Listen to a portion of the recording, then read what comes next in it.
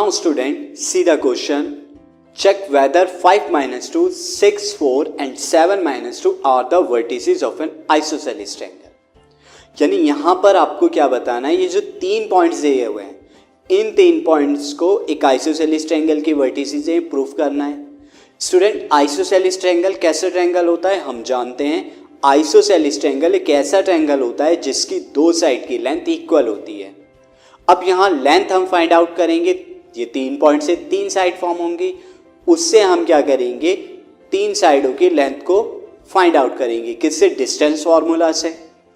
और हम देखेंगे क्या कोई दो साइडों की लेंथ इक्वल है या नहीं है. तो फर्स्ट मैं यहाँ पे नेम करता हूँ पॉइंट्स को. So let points P minus 2, Q 6, 4 and R 7 minus 2. Now apply distance formula to find PQ, QR and PR. So student, distance formula is under root x2 minus x1 whole square plus y2 minus 1 whole square.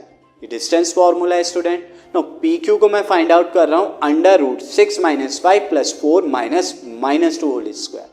यानी यहाँ पर मैंने x2 y2 को 6, 4 लिया and x1 y1 को 5 minus 2 वाला point लिया. So again calculation will become under root 1 square plus 6 minus 5 is 1 square and 4 minus plus 2, that is 6 square. Now 1 square is 1 and 6 square is 36. That will equal to under root 37.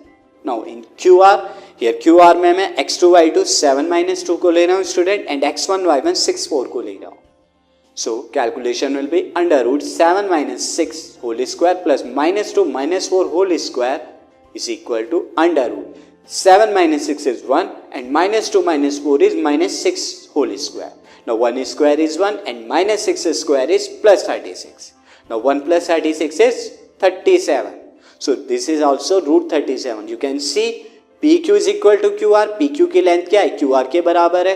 तो यानी ये triangle क्या हुआ? Isosceles triangle हो गया. कोई दो side PQ is equal to QR. So this triangle is an isosceles triangle. So question is proved.